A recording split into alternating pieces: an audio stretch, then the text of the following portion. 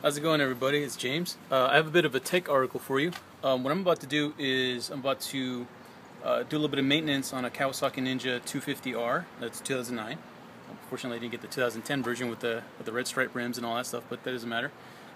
Before I do that, I want to get into a story. I was riding home about a week ago. I was about to switch lanes. I was on 405 heading northbound just before Silmar, and I was in third gear. It was about 13,000 RPM, and I was going to split lanes. So I was about to miss my exit.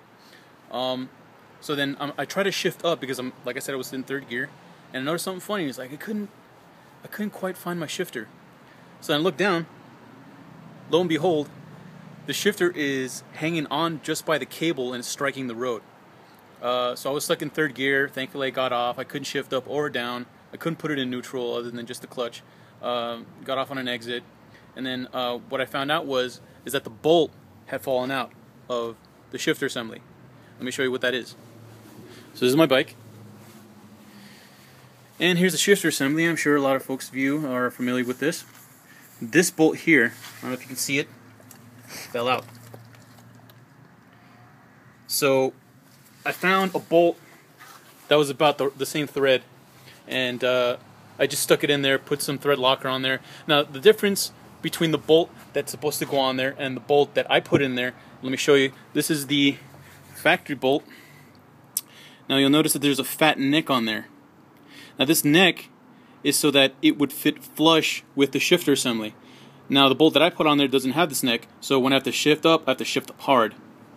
So I'm going to be installing that, and also I have a K&N filter, which I'm also going to be installing. I'm not sure if I'm able to get that on this video, but let's get started. So right here I have a 13mm socket. I think it's a 3/8. You can use a 1/4 inch, it doesn't really matter as long as it's 13. And what I'm going to do is I'm going to pop that thing loose because, like I said before, I put some thread locker on there. So let's go ahead and get this started. One-handed, baby. Let's see here. Yeah, it's kind of tight. This bolt was long, and as you can see, the shifter assembly is starting to wiggle a little bit. Once I pop this thing out, you'll see what I mean. Okay, let's see if I can get this up a hand. Okay, there you are. So this is the inner washer that goes like so. And here's the shifter assembly. And like I said, this before, when I was heading back home, it was kind of like, you know, just dangling, just and that scared the crap out of me because I've only been riding it for about 2 months. I just got this bike about last month. It's got maybe 5,000 miles on it. But there you are. So I removed that bolt. Goes in here. Looks a little shaved. That's fine. And what I'm going to do is I'm going to get that factory bolt and put some brand new thread locker on there. Let me see if I can get this open. Oop, wrong way.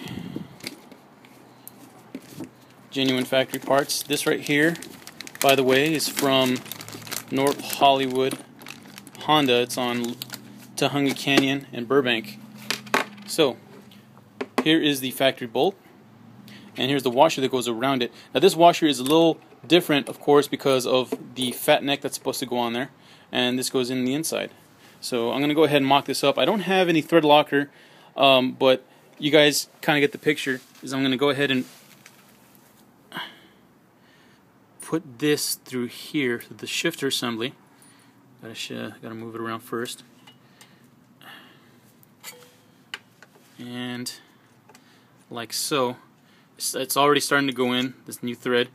So you're probably wondering, how did this bolt come out loose in the first place? Well, I have a theory. This bike had one previous owner. I don't think any maintenance has been done on it other than just maybe the oil change or what have you. Tires are still pretty stock. This bolt here probably came out due to what is called vibrational loosening. So as you know, you rev higher and higher engine, you know, the engine shakes. That's just what it does, is just some frequency, some momentum that is generated by the engine as it's working. And I guess this, over the weeks and months and maybe even years, it just kind of just came out. It was never tightened, and it just fell out on me. And when I shift up, I kind of shift up hard. When I shift down kind of hard. So that probably is what caused it to just come out. And like I said, I was stuck in third gear and all that. But here we go. There's a new bolt in there. I'm going to put some thread locker on there. I'm not going to tighten it in this video because I'm going to assume that you guys know how to tighten bolts. One last thing. Like I said before, I got this K&N filter. Let's go ahead and unbox this baby. And this K&N filter should run you about $45 US on eBay, or you could probably find it cheaper. And here it is. It's pretty nice.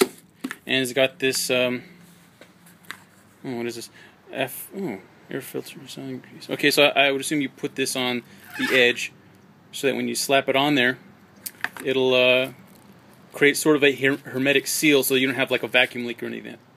So you're probably wondering where this baby goes. It's an air filter. Yes, this thing does have an air filter.